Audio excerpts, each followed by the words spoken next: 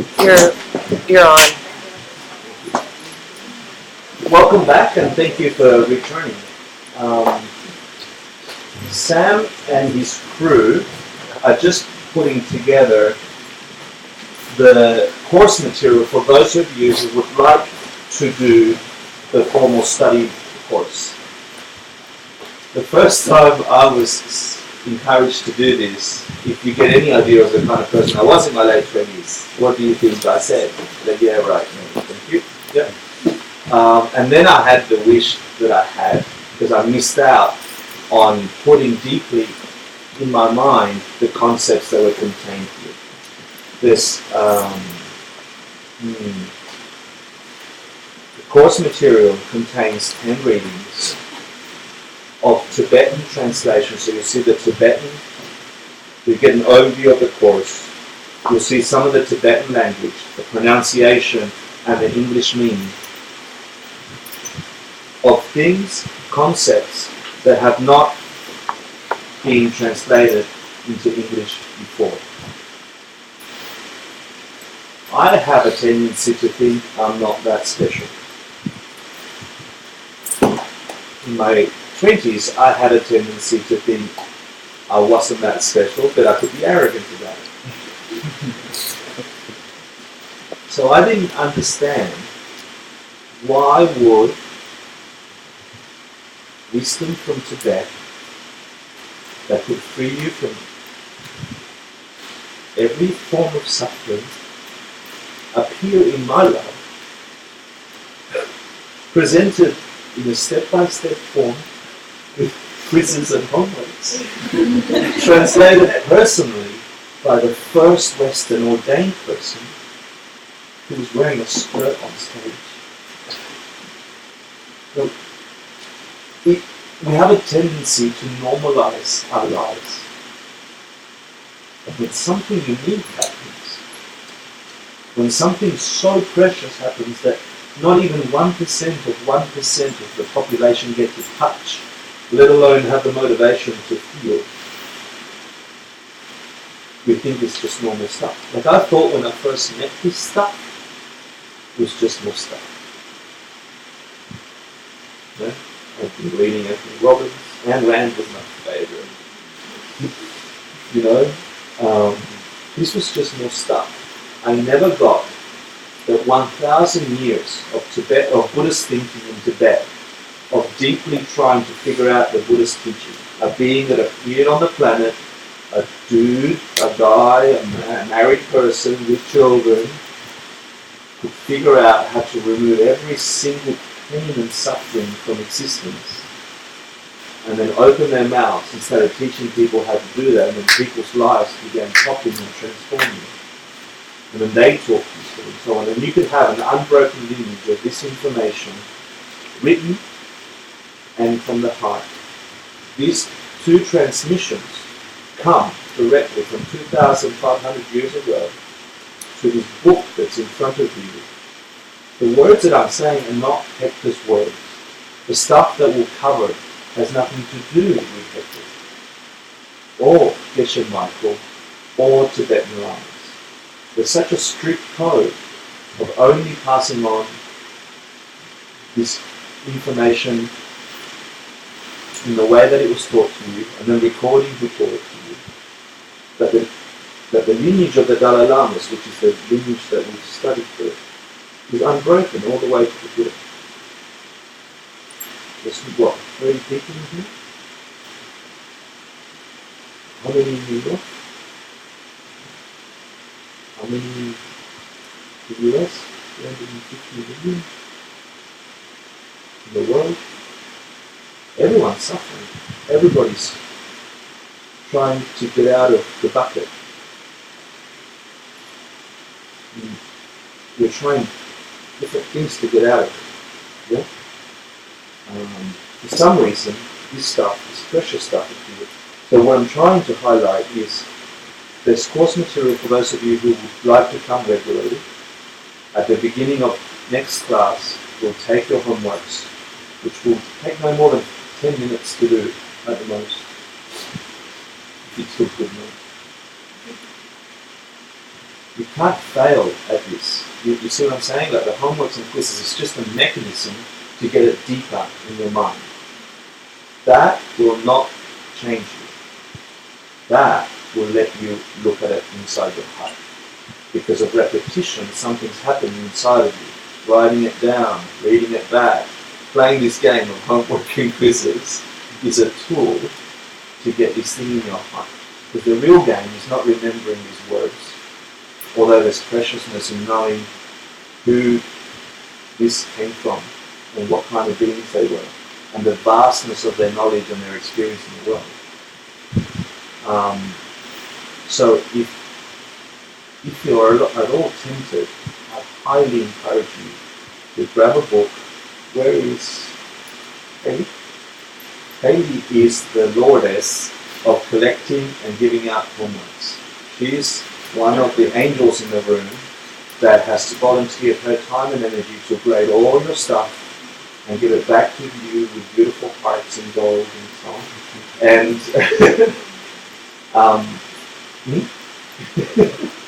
And peace signs. And help you get this knowledge in your heart. Yeah? So she's the keeper of the books. She will be collecting homeworks and giving out quizzes and giving out marks every class. I highly encourage it. The readings are in here. You're only going to get reading 1, so you don't have the entire thing, and every time you come, you get reading 2, reading 3, and so on. It's not a big read. Homeworks and quizzes at the back, and we also have answer sheets if you don't remember. So for those of you who would like to, I highly encourage towards the end of the class to grab and pass them out. Can I get an idea of who would like them?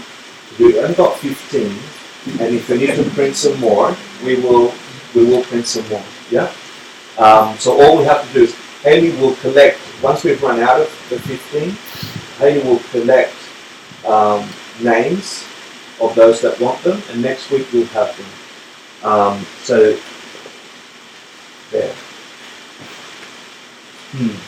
Homeworks and quizzes. So about this lineage. Who wrote the 14 verses? Je Tsongkapa. Good. Sunny, can you get the book, please? Can someone remind me why he wrote it? That's what it's called, Steps of the Path. Yeah? Huh? For a student, thank you. Does anybody remember the name of the student? Nawang Drapa. Good. Yeah. So, in around 1920, 21, there were some lectures done in Tibet by a great master of his time. His name is Pabongka Rinpoche, and he's the guy in the pointy hat to the right of the Buddha. He lived, Pabongka Rinpoche, you might want to, this might be in your homeworks, yeah? Pabongka Rinpoche was born in 1878 and died in 1941. He was a great master of Buddhism, but he was not the smartest or the sharpest tool in the shed when it came to academic studies. So there's this system of study and these degrees that you get as a Geshe in the Tibetan system, and there's like 4 levels of Geshe. And at the base level, it's like you debate your logic with your college mates, and only the very best, the top few, make it to the regionals, and then the top ones make it out of the whole country, and they're the ones that get the highest degrees, right? He wasn't one of those. He got a Geshe degree by debating just in his local monastery, right? In his little college. So he wasn't like Mr. Philosophy in the traditional way. But he had an incredible and uncanny ability to get these heavy concepts, I mean they're intense concepts, turn them into the simplest analogies, metaphors, and things that transform people when they heard it. He was one of the first lamas in Tibet to not teach monks and nuns in monasteries, but take it out into the public and teach lay people. So put these heavy concepts of philosophy into things that make sense to the everyday man and woman. And he began, he started to get a following. and the following grew within just a few years. And in one sitting, it was announced that Pabongka Rinpoche was going to speak, there might be 10,000 people that would come. No microphones. Yeah? So luckily Tibetans are small. And they sit there, but no microphones. Pabongka had this voice, and he just transmitted this information to thousands of people. He was so amazing at it that the leading scholars of the time, those Geshes that had gotten the big Geshe degrees, would leave their debating grounds to come and listen to him talk to the layperson. So much so that the 13th Dalai Lama asked him to please stop, like tone it down a bit. He was getting these concepts and getting it into people's hearts. So Pabongka Rinpoche had wrote a commentary on Je Tsongkapa's 14 verses. That's important because the commentary is the stuff we're studying in here. The 14 verses are incredible, but Pabongka Rinpoche's commentary unpacks the potential in those 14 verses and gives us depth into every one of those sentences on those 14 verses. And lets us see how those three paths can be used on a day-to-day basis. Pabongka Rinpoche, incredible human being. So he mastered those 5 great books and then put it into language for lay people. He had a heart student, a student who was so devoted to him. His name was Trijang Rinpoche. He was 1900 to... He's not there, is he? We'll talk about that in a second. 1900 and passed in 1981. And he scribed many of Pabongka Rinpoche's teachings. It was because of him that we can actually read them. One of Pabongka Rinpoche's lectures, which is Liberation of the Palm of Our Hands, was so amazing that it got carved into wooden blocks, which is printed books in Tibet at the time, before his death, which is unbelievable. Nobody had done that before. So Pabongka Rinpoche was incredible. Trijang Rinpoche was his student. Trijang Rinpoche was one of the teachers of the current Dalai Lama who lives and walks the earth today. And he scribed the lectures from the 1920s. One of Trijang Rinpoche's students is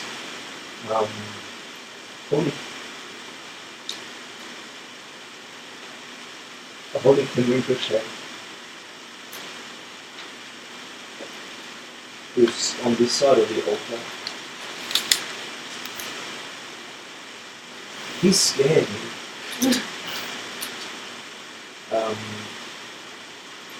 Holy Rinpoche passed in 2004. I didn't spend very much time with him, but the very little time I did spend was incredible. He was the youngest you could be to be a Geshe in Tibet before the Chinese took over Tibet. So he escaped Tibet within a few years of actually completing his Geshe degree. And I don't know if there's any of his generation left in the world today. I don't think so, except His Holiness the Dalai Lama. If there are any other Rinpoches or who gained their Geshe degree in the old Tibetan system in Tibet with an intact culture before the Chinese took it over. There are plenty of excellent teachers that have come after who studied in India and Dharamsala. But Tenri Rinpoche was probably the youngest you could be to actually achieve this level of education in Tibet and be allowed to this day to have informed. He taught Holy Geshe Michael Roach. Who's the dude with the skirt.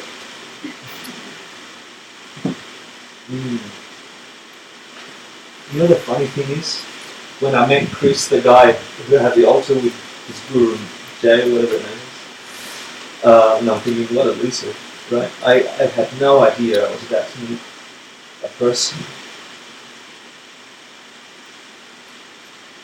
that gave me the idea that I could get rid of every single suffering and allowed me to believe it. It was like he pushed it in my head.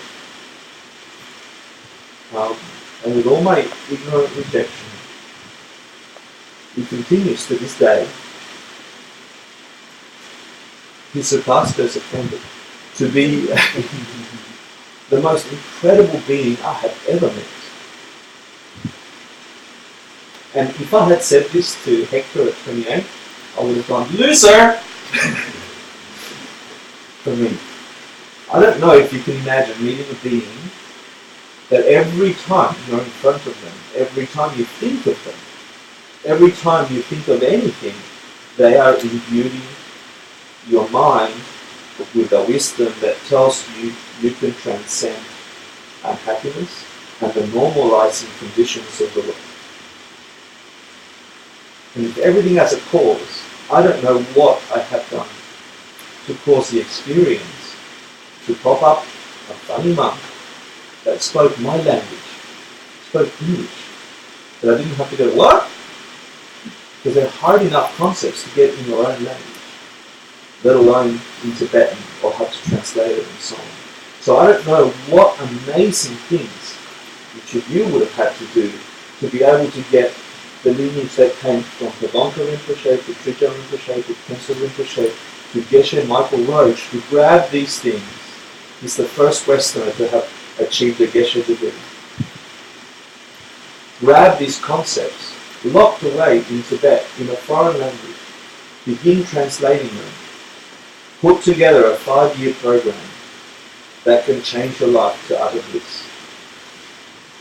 Nobody was doing it before Geshe Michael Roach, and now we have the amazing fortune that other people around the world are doing the same thing.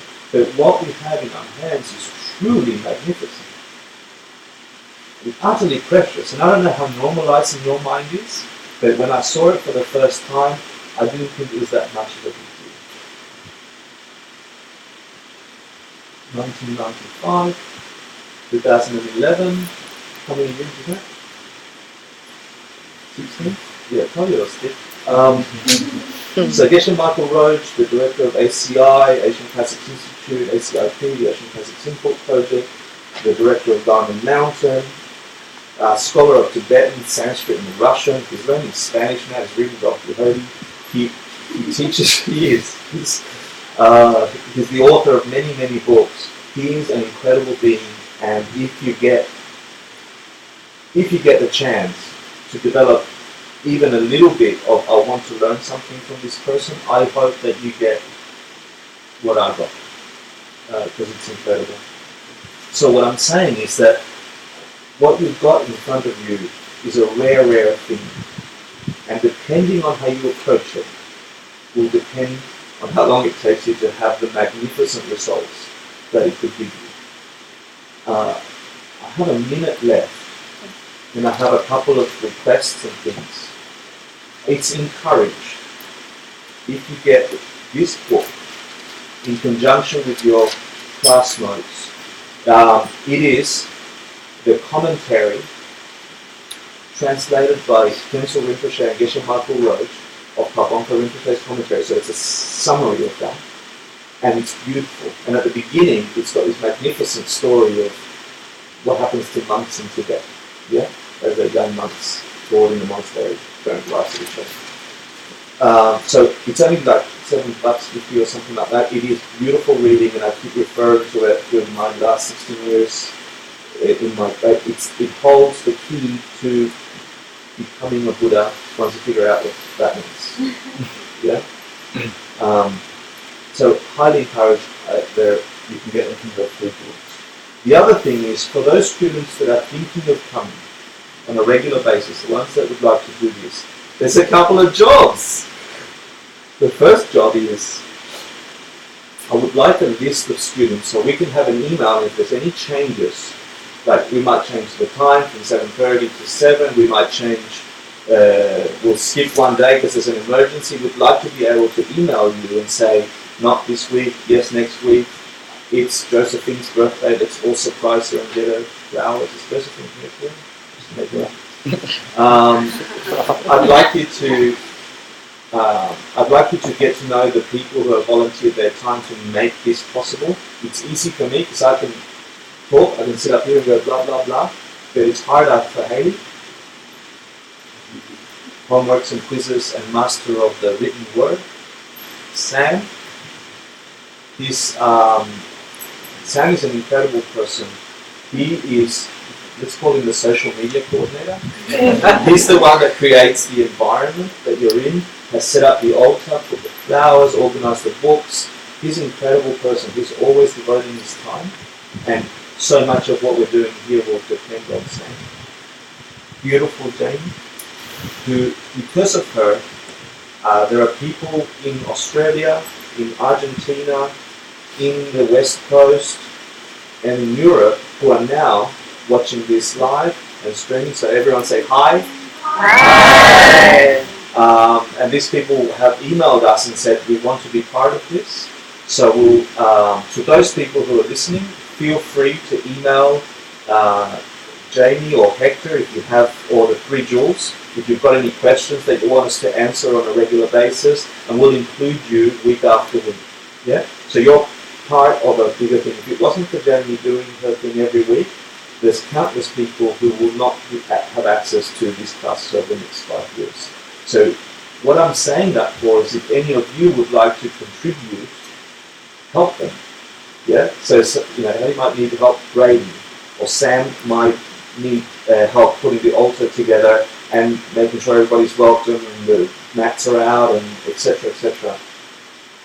The beautiful thing about that, volunteering to help, is that you actually get to practice the teachings that we're learning rather than just intellectualizing and going home and having a normal life. You get exposed to a slightly different thing. And there's 3 projects that I'd like you to think about, and next week feel free to either come talk to me or one of the volunteers. There's 3 projects that, since this is such a special thing, if it really is that special, then we should produce something uniquely special out of it. We're going to be together every week. So there's 3 things that I'd like to put together. Number 1 is you just got to hear about some of the incredible lamas of our time who have gotten these teachings, internalized and realized them, and can teach us. Yeah? There's human beings for the last 2,500 years who have written these commentaries, who have lived and had these experiences that we're learning from. And what I'd like to do, if some of you want to volunteer, and Sam will be the coordinator for this, is I want to put together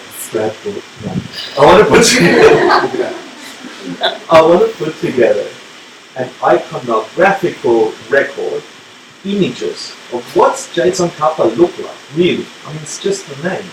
No, but what's his face look like? What carvings do we have of him? What pictures? And what do we know about him? Just a half a page of a biography of all the beings that touched this lineage and have given us the opportunity to learn what we're going to learn. So we'll just add week by week. So some person goes, oh, this week we learned Je Tsongkapa, Pabongka Rinpoche, Rinpoche, what was the other dude? Lamtso Namsum, another dude? Geshe Michael Roach. What about the student? No one dropper. Excellent, yeah? And find those people's faces, and we'll start the scrapbooking process. No, let's call it something else. And so at the end of it, we could publish it as a book and offer it to those people that are going to be learning this thing next, but particularly to the one and only Geshe Michael Roach who actually made this happen for us. Okay. So if someone wants to do that, the other thing is, I started a project called Lists of Lists. The one thing you're going to love about Tibetan Buddhism is that everything has a list. Yeah. So we just have the 3 principal parts, right? So there's the first of the list of 3s. There'll be a list of 2s. There'll be a list of 5s. There'll be a list of 6. There'll be a list of 10, all the way up to 84,000 mental afflictions. So when we get to that list, someone might need help. But all I'd like, and I'd like somebody to just grab the lists that come out of each class. Today's class had the list of 3s. Did we do any other lists today? No. Okay. So next week we're going to have a list of 4 coming up. Yeah. So I've got a document already. If someone wants to volunteer for that, Each week we'll add to that list of lists, and at the end of the 5 years, we will publish a book that that Buddhist students around the world would dribble over, called "How Do I Make Sense of All These Lists?"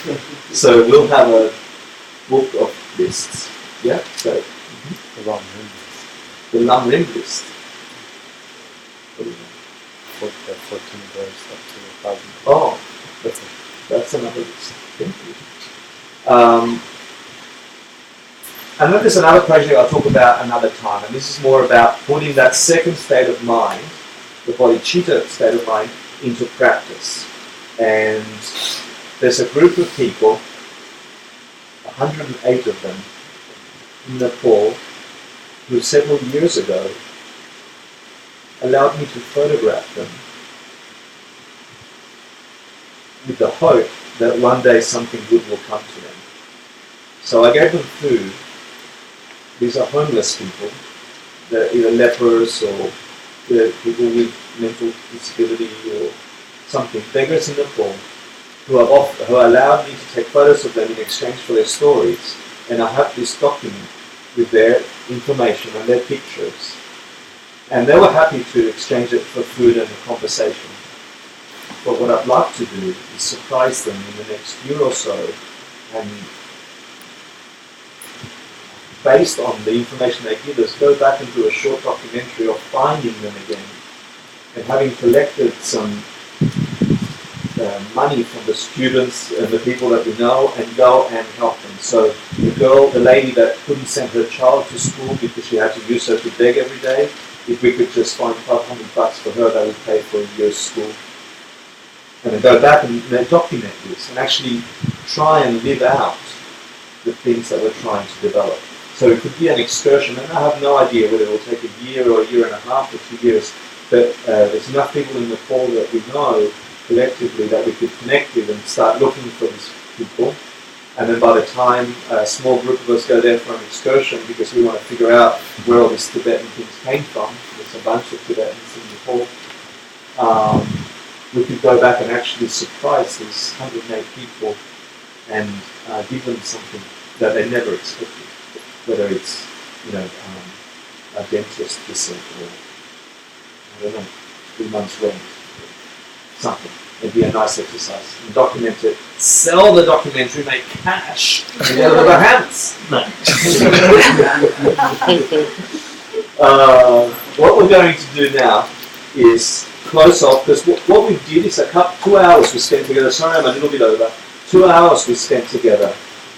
And in those 2 hours, hopefully you had an opportunity to get your mind to a place of beauty. To get your mind to a place where your heart opened up and thought, maybe I can change my life for something worth changing for. Maybe there is something that I can put effort towards that will get me bliss. Maybe I can help the suffering people I see around me. It is possible. And that generates amazing energy in your being. All we're going to do now is add it to that perfect place and try and offer it to every single being that you can imagine throughout the world today, that if they could get that feeling you had, and it could grow in them, and it would subside any suffering that they're feeling. People on the street, people angry with their spouses, people angry because they've got no money in their bank account, people stressed because they have to do work that they don't want to do, people lonely whose partners have passed away.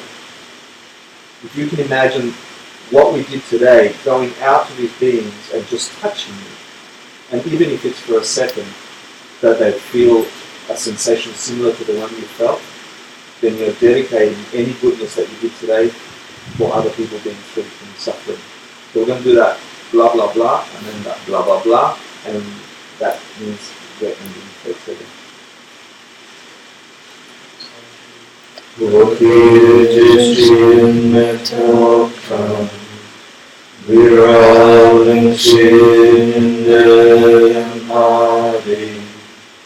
Sangha Shindu Mite Uwagi Drogun Nanda Shinwa Juparsho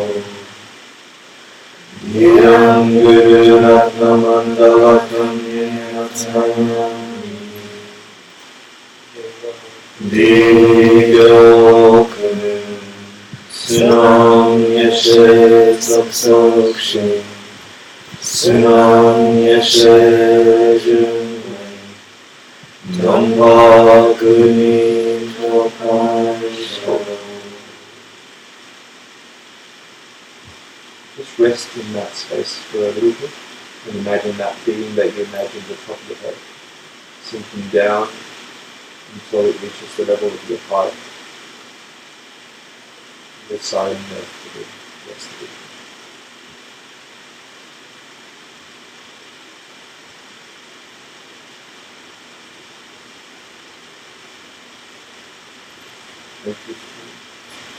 Thank you for teaching.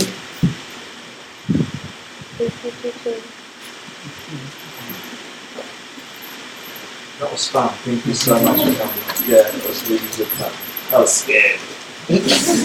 And feel free, Sam will help you. Come grab a book, Eddie, you'll keep a list, and Bob's your uncle. And if you haven't signed in for tonight and want to leave your email, there's a blue sheet at the front for you to put your name down in the email and donate to 3 jewels if you can. It's wonderful to them. Thank you.